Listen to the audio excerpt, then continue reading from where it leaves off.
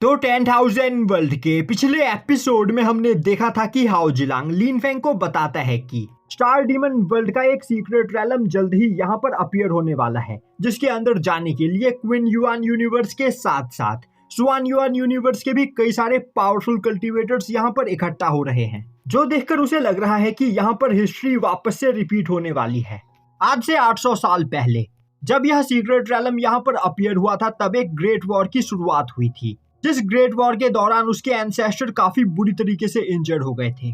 और इस बार भी उस सीक्रेट रैलम के अंदर जाने के लिए पावरफुल कल्टीवेटर्स एक दूसरे से भिड़ने वाले हैं, पर वह असुरा क्लैन का प्रिंस है और इसीलिए वह यहाँ पर अपने क्लैन को डिस्ट्रॉय होने से बचाना चाहता है। पिछली वॉर में उसकी फैमिली को बहुत ही ज्यादा डैमेज हुआ था, इसीलिए वह इस बार इस वॉर में अपनी फैमिली को शामिल नहीं करना चाहता है। तभी लिन फेंग आगे बढ़ते हुए बोलता है, अंकल आपके पास यहाँ पर क्या प्लान है? हाओ जिलांग बोलता है, अगर सुआन युआन यूनिवर्स का यूनिवर्स विल हमें सुआन युआन यूनिवर्स के अंदर जाकर रहने की परमिशन दे दे, तो मेरा अजुरा क्लैन इस वॉर से बच सकता है। मेरे अजुरा क्लैन को सुआन युआन यूनिवर्स के अंदर रहने के लिए बस एक छोटा सा वर्ल्ड चाहिए, हम उसमें ही गुजारा कर लेंगे। पर यह काम कर पाना बहुत ही ज्यादा मुश्किल है, क्योंकि सुआन युआन यूनिवर्स का यूनिवर्स गॉड इसके लिए कभी भी तैयार नहीं होगा। यह सुनते ही लिन फेंग वहां पर कुछ सोचने लगता है और अब वह बोलता है, सीनियर आखिर आप कहना क्या चाहते हो? अगर आप लोग सुआन युआन यूनिवर्स के यूनिवर्स गॉड से बात करो तो क्या पता वह आपके क्लैन को सुआन युआन यूनिवर्स के अंदर रहने की परमिशन दे दे। तभी हाओ जिलांग बोलता है, यहाँ पर प्रॉब्लम यह नहीं है, सुआन युआन यूनिवर्स एक मिड लेवल यूनिवर्स है, जिस वजह से उसके अंदर half step of transcendental realm के 5-6 से ज्यादा कल्टीवेटर्स नहीं रह सकते हैं। और सुआन युआन यूनिवर्स के अंदर पहले से ही कई सारे half step of transcendental realm के कल्टीवेटर्स मौजूद हैं। और अगर यूनिवर्स गॉड 2-4 और half step of transcendental realm के कल्टीवेटर्स को अपने यूनिवर्स में रहने की परमिशन दे देता है, तो वह एक साथ इतने सारे पावर हाउसेस को कंट्रोल नहीं कर पाएगा। और टाइम के साथ साथ अपने फैमिली को पावरफुल बनाने के लिए आप स्टेप ऑफ ट्रांसीडेंटल रैलम पर मौजूद कल्टीवेटर्स आपस में ही फाइट करना स्टार्ट कर देंगे, जिससे किसी भी यूनिवर्स का डिस्ट्रॉय होना तय होता है। यह सुनते ही लिन फेंग बोलता है, तो अंकल लाओ आखिर अब आप यहाँ पर क्या करना चाहते हो? क्वीन युआन यूनिवर्स में वॉर की शुरुआत होने वाली है, साथ ही साथ आप सुआन युआन यूनिवर्स के अंदर भी जाकर नहीं रह सकते हो, तो क्या आपके पास यहाँ पर कोई दूसरा रास्ता है?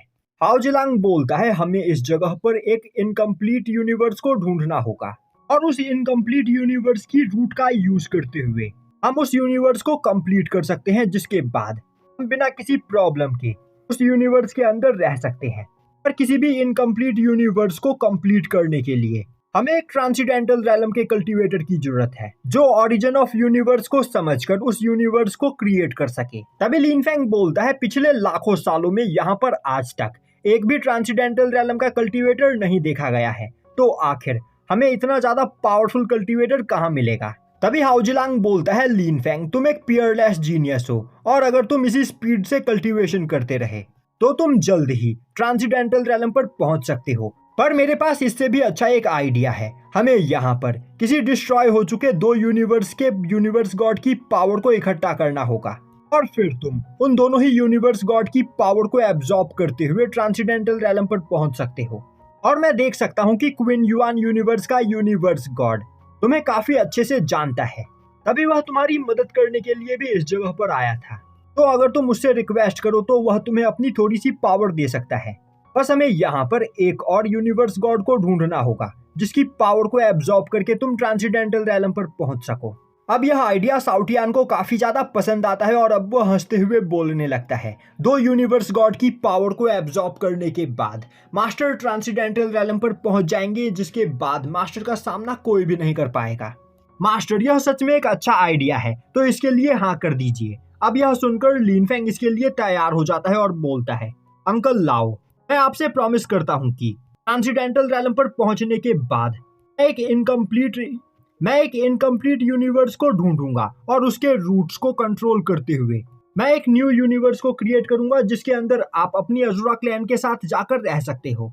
अब यह सुनकर हाउजिलान काफी ज्यादा खुश होता है और अब वह लगातार वहां पर लिनफेंग को थैंक्स करने लगता है। तभी लिनफेंग अचानक से अपनी ओर आ रहे काफी खतरनाक एनर्जी प्रेशर को सेंस करता है और अब वह एक बैरियर बनाते हुए वहां पर सभी लोगों को प्रोटेक्ट करने लगता है। तभी जेड बटरफ्लाई के अंदर से निकलकर टियान्यू क्लैन की एंसेस्टर बाहर आती है और अब वह बोलती है यह ऑरा प्रेशर इतना ज्यादा खतरनाक था कि अगर लिनफेंग ने टाइम रहते यहाँ पर बैरियर को क्रिएट नहीं किया होता तो हम सभी काफी बुरी तरीके से इंजर्ड हो सकते थे। जरूर यहाँ पर आसपास इमॉर्टल एम्परर रेलम के कल्टीवेटर्स आपस में फाइट कर रहे हैं। वहीं पर साउटियान नीचे गिरा हुआ बोल रहा होता है यहाँ पर एक फाइट खत्म होती नहीं है कि दूसरी फाइट स्टार्ट हो जाती है, आखिर मुझे कब यहाँ पर चैन मिलेगा। तभी हाउजिलांग आगे आते हुए बोलता है यह ऑरा मेरे अजुरा क्लैन के सीक्रेट रैलम से आ रहा है। जरूर कोई जबरदस्ती स्टार डीमन वर्ल्ड के सीक्रेट रैलम के अंदर घुसने की कोशिश कर रहा है, तो हमें जल्द ही उस ओर चलना चाहिए। अब यह सुनते ही स्पैरो क्लैन और टियान्यू क्लैन की एंसेस्टर आगे आते हुए बोलती है लिनफेंग हमारी कल्टीवेशन अभी यहाँ पर बहुत ही ज्यादा कम है, जिस वजह से अगर हम यहाँ से आगे तुम्हारे साथ जाते हैं तो हम तुम्हारे ऊपर बस बोझ बनेंगे, इसीलिए अब हमें यहाँ से जाने की परमिशन दो। यह सुनते ही लिनफेंग उन दोनों के वहां से जाने के लिए एक पोर्टल बनाता है और अब वह दोनों एंसेस्टर अपने साथियों के साथ उस पोर्टल के रास्ते अपने अपने फैमिली में वापस लौट जाती है। और अब लिनफेंग अपने बाकी के बचे हुए साथियों के साथ अजुरा क्लैन की ओर आगे बढ़ने लगता है। वहीं पर अजुरा क्लैन तक जाने का रास्ता बहुत ही ज्यादा खतरों से भरा हुआ होता है, पर लिनफेंग अपने सभी साथियों के साथ सभी थंडर स्ट्राइक्स को डॉज करते हुए अजुरा क्लैन की ओर आगे बढ़ रहा होता है। तभी थंडर ड्रैगन सेंस करता है कि वहां से थोड़ी ही दूरी पर कई सारे इमॉर्टल एम्परर रेलम के कल्टीवेटर्स एक जगह पर इकट्ठा होते हैं, जो देखते ही वह खुश हो जाता है और बोलने लगता है आज यहाँ पर सच में मेरी पार्टी होने वाली है। बस एक बार उनमें से कोई एक आध बेवकूफ हम पर अटैक कर दे, जिसके बाद हम उन्हें मारकर उनके पैरामोडियल एसेंस को मेरे जेट बटरफ्लाई के अंदर एब्जॉर्ब कर लेंगे, जिससे मेरी पावर काफी ज्यादा बढ़ जाएगी। यह सोचते हुए थंडर ड्रैगन मन ही मन काफी ज्यादा खुश होने लगता है और अब वह अपने सभी साथियों को जेट बटरफ्लाई के अंदर बुलाते हुए काफी तेजी से अजुरा क्लैन की ओर आगे बढ़ने लगता है। अब थंडर ड्रैगन अपनी फुल स्पीड में जेट बटरफ्लाई को लेकर अजुरा क्लैन की ओर आगे बढ़ रहा होता है, जिससे अब जेट बटरफ्लाई के अंदर मौजूद सभी लोग वहां पर उछलने लगते हैं। अब वहां पर सभी लोगों की हालत खराब होने लगती है। तभी थंडर ड्रैगन अपने जेट बटरफ्लाई को थंडर टॉर्नेडो से बाहर निकाल लेता है। वहीं पर वह मन ही मन सोच रहा होता है बस मुझे एक आध और इमॉर्टल एम्परर का पैरामोडियल एसेंस चाहिए, जिसके बाद मेरा सामना कोई भी नहीं कर पाएगा। दूसरी ओर साउटियान हाउजिलांग के पास आते हुए बोलता है आखिर यह जगह क्वीन युआन यूनिवर्स से इतनी ज्यादा अलग क्यों है। अभी हाउजिलांग उसे बताता है कि जब उनका स्टार डीमन वर्ल्ड डिस्ट्रॉय हो गया था तब क्वीन युआन यूनिवर्स के यूनिवर्स गॉड ने उन्हें इस यूनिवर्स के अंदर आकर रहने की परमिशन दी थी। तब उनके एंसेस्टर अपने वर्ल्ड के बचे हुए इस हिस्से को अपने साथ लेकर क्वीन युआन यूनिवर्स के अंदर आ गए थे और अभी वह लोग जिस लैंडस्केप को देख रहे हैं यह क्वीन युआन यूनिवर्स का हिस्सा नहीं है बल्कि स्टार डीमन वर्ल्ड का हिस्सा है। अब हमें अजुरा क्लैन की टेरिटरी में कई सारे पावरफुल इमॉर्टल एम्परर रेलम के कल्टीवेटर्स को दिखाया जाता है। वहीं पर खड़ा एक कल्टीवेटर मन ही मन सोच रहा होता है मैं अपने साथ यहाँ पर इमॉर्टल एम्परर रेलम के 8th लेवल और 9th लेवल के कल्टीवेटर्स को लेकर आया हूँ, तो इस जगह पर मेरा सामना कोई भी नहीं कर पाएगा। वहीं पर खड़ा वीडिजिंग नाम का एक पर्सन अपने चारों ओर देखते हुए बोल रहा होता है इन बेवकूफों को लग रहा है कि यह अपने सबऑर्डिनेट्स के साथ मुझसे फाइट में जीत सकते हैं। मैं यहाँ पर अपने साथ इमॉर्टल एम्परर रेलम के 9th लेवल के कल्टीवेटर्स लेकर आया हूँ, इनमें से कोई भी मेरे सामने नहीं टिक पाएगा। वहीं पर अजुरा क्लैन का भी एक यंग मास्टर लुओ हाओ भी खड़ा होता है, जिसकी कल्टीवेशन इमॉर्टल एम्परर रेलम के 7th लेवल की होती है। और अब वह अपने साथियों को देखते हुए बोलता है हमारे अपोनेंट्स यहाँ पर बहुत ही ज्यादा पावरफुल है, तो हमें यहाँ पर बेचैन होकर कोई भी काम नहीं करना है, हमें सही मौके का इंतजार करना है, सही मौका देखते ही मेरे इशारे पर सीक्रेट रैलम के अंदर एंटर करना है। यहाँ पर कुछ भी क्यों ना हो जाए, हमें ज्यादा से ज्यादा पावरफुल ट्रेजर्स को सबसे पहले यहाँ पर इकट्ठा करना है। तभी लुओ हाओ के बगल में खड़ी एक लड़की लुओ यासु बोलती है तुम्हें परेशान होने की कोई जरूरत नहीं, मैं यहाँ पर सब कुछ संभाल लूंगी। तभी थंडर ड्रैगन अपने जेट बटरफ्लाई के साथ उस जगह पर आ पहुंचता है और अब सभी लोग जेट बटरफ्लाई के अंदर से निकलकर बाहर आते हैं। अब हाउजिलांग को देखते ही यासु वहां पर परेशान हो जाती है और बोलती है आखिर 7th अंकल इस जगह पर क्या कर रहे हैं, और तो और आखिर सिनर इस जगह पर जिंदा कैसे है। हमने फर्स्ट अंकल को इन्हें रोकने के लिए भेजा था, तो आखिर फर्स्ट अंकल कहाँ पर है।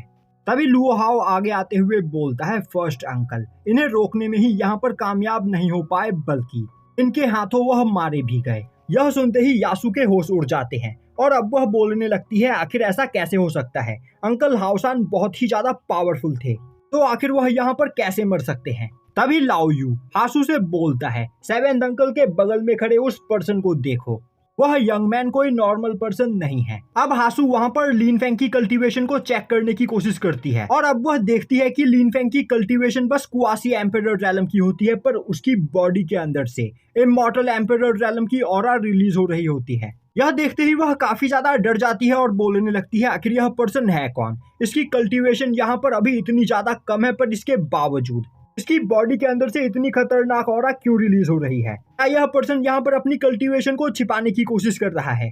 ऐसा कैसे हो सकता है? मैं सेंस कर सकती हूँ कि इस पर्सन की पावर इमॉर्टल एम्पेरर रैलम के 9th लेवल से भी कहीं ज्यादा है। तभी वहां पर खड़ा एक पर्सन लिन फेंग को देखते ही उसे पहचान जाता है और अब वह बोलता है, यह तो वही पर्सन है जिसने हमसे आज से लगभग 10 साल पहले स्पेस ऑर्ब को छीना था। यह पर्सन कोई और नहीं बल्कि एम्परर डोंगजी का बेटा है। हम काफी लंबे समय से इसे ढूंढ रहे थे और आज फाइनली यह हमें मिल ही गया। और यहीं पर यह एपिसोड खत्म हो जाता है।